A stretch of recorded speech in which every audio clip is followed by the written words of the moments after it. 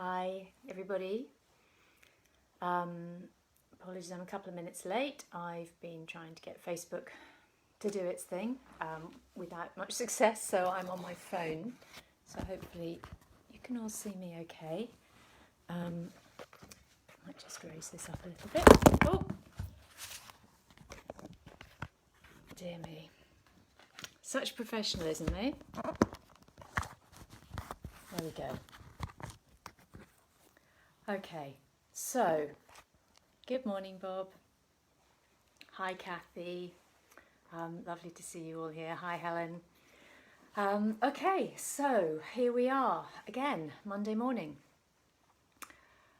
Lockdown Mark 2. Obviously, it's a bit different this time round. I don't know what's going on with Facebook. I'll get rid of the so I don't pop up in two places at once. Yeah, how are you feeling? Some of you may have seen the post I showed my share this time last week when I acknowledged that although actually there's not much in my life that's going to change, just the fact of the lockdown had a bigger effect or impact on me than I'd realised. So we're a week on and it's a few days in. And I was thinking this morning, or mulling, about what I wanted to talk about, I was going to talk about today.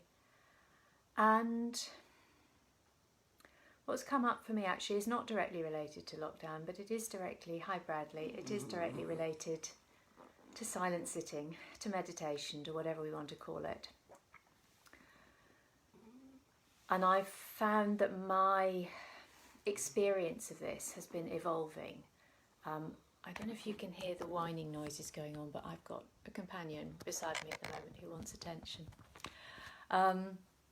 Anyway, my experience of sitting silently has been evolving over the last few months, obviously over the last few years. And so I just wanted to share that with you. A realisation I had that I had previously, I realised that what I'd been doing when I was sitting silently was waiting for something to happen. And I've been lucky enough to have one or two occasions where something has happened and I've suddenly felt connected and at one, and all the things that I thought that I was looking for when I meditated. And when you've got that, in yogic terms it's called samadhi, that moment of just being one with everything and bliss. And I have once, that I can remember, had a specific insight into that, and it was amazing. And it's really easy to then be looking for that and be hoping and be thinking that any time you sit silently and that doesn't happen, it's because we're not doing it well enough, because our mind is too busy and we need to change that. And I read something recently, and it's in the same book I quoted last time, Glennon Doyle's Untamed, and she doesn't use the word meditation as far as I remember, but she talked about sitting quietly for 10 minutes or so every day. And she talked about tuning in, going into her inner knowing, which is also something that I have always had as an awareness that this is about.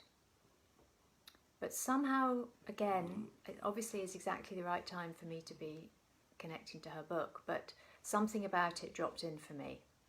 And I've found over the last few days that when I've been sitting quietly, sitting silently, rather than almost a feeling of sitting there going, okay, universe, I'm here, I'm doing it, what have you got for me? It's more about coming in. And I am trying without trying. Effortless effort, that's another yogic phrase. I'm opening up to the possibility that these few minutes of sitting silently are not about waiting for something to come in. They're about allowing me to tune in to that place. And I'm pointing to my heart, but actually for me it feels at the moment a bit lower. It feels more solar plexus, it feels more that area that place where I know. And while that even, that still doesn't happen every day, just allowing for the possibility of connecting with that place that tells me, yes, this is right, this is what I need to do. Because the more we connect with that place of deep knowing in ourselves, the easier it becomes to connect to it. And this again is what I got from the book, and it makes so much sense to me. So it's important to me to credit what it was that made me realise this. By sitting silently for 10 minutes, for 15 minutes, for 5 minutes a day, and allowing ourselves to connect into that place, we are training ourselves so that whenever we need to, we can do it on demand.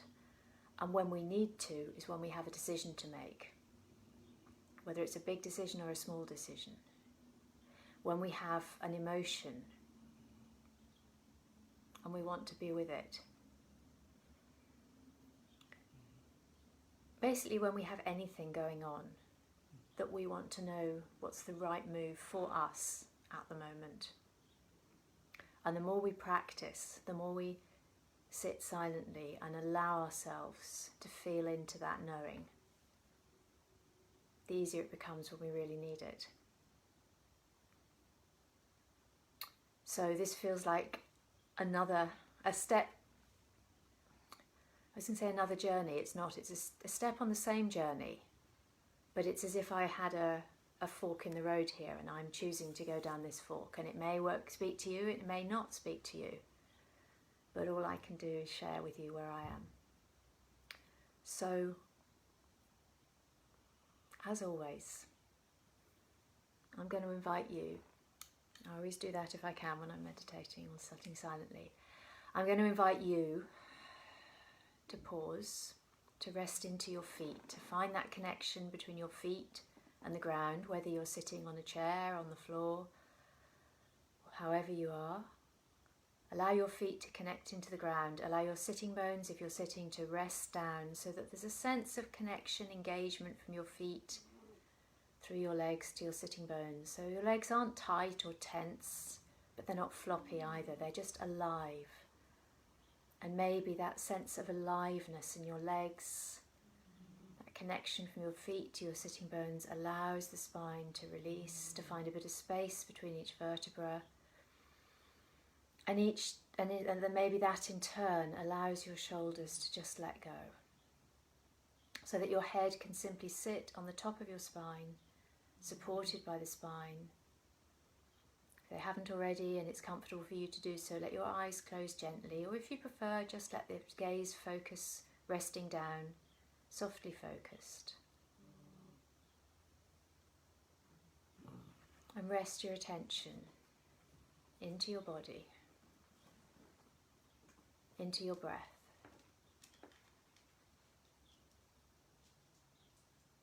Allowing your breath to simply come and go as it is today.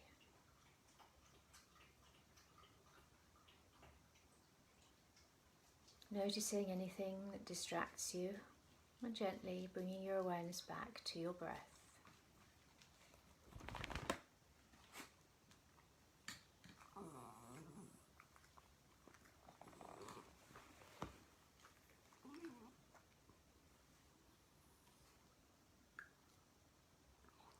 Being with the breath in your body.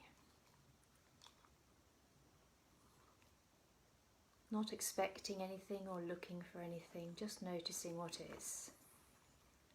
And allowing that awareness to rest down inside. It can help sometimes to almost imagine the busyness in the mind as a mass of some kind, and let that busyness gently rest down from your skull, down through your face, down through your throat, down into your shoulders. Maybe the shoulders release a little as it drops through. Let that whole busyness rest down into your chest, into your heart. And maybe it wants to drop a little further. Maybe your heart is where it wants to rest in you. Maybe it wants to drop down a little further into your solar plexus or even your belly. But but let that busyness find its resting place. And then let the breath come and go wherever that has rested. And just be with what is.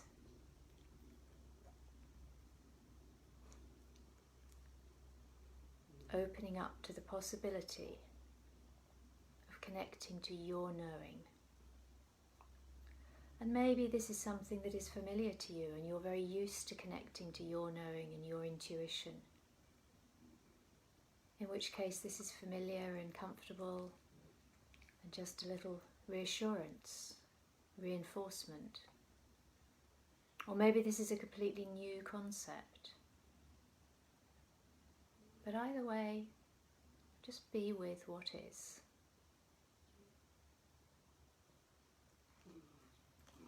Keep that awareness of your breath moving through your body.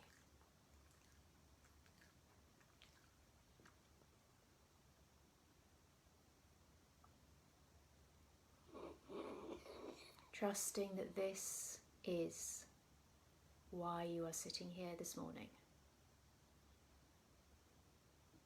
There is no more to achieve. You are simply training your whole being to know that opening up to your knowing, listening to your knowing, responding to your knowing is what you wish to do.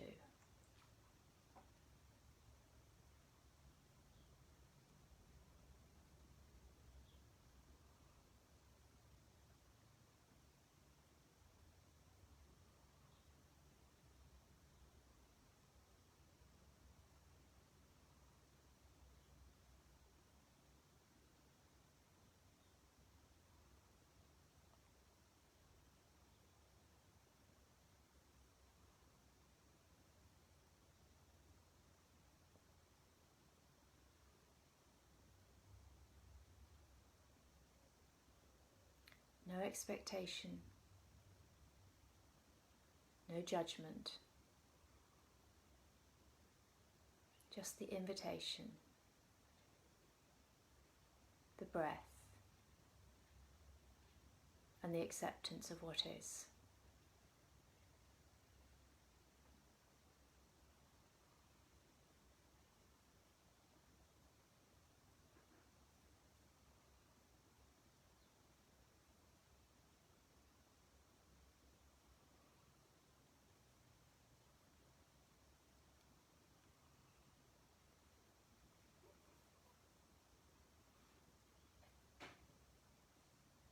Om Shanti Shanti Shanti.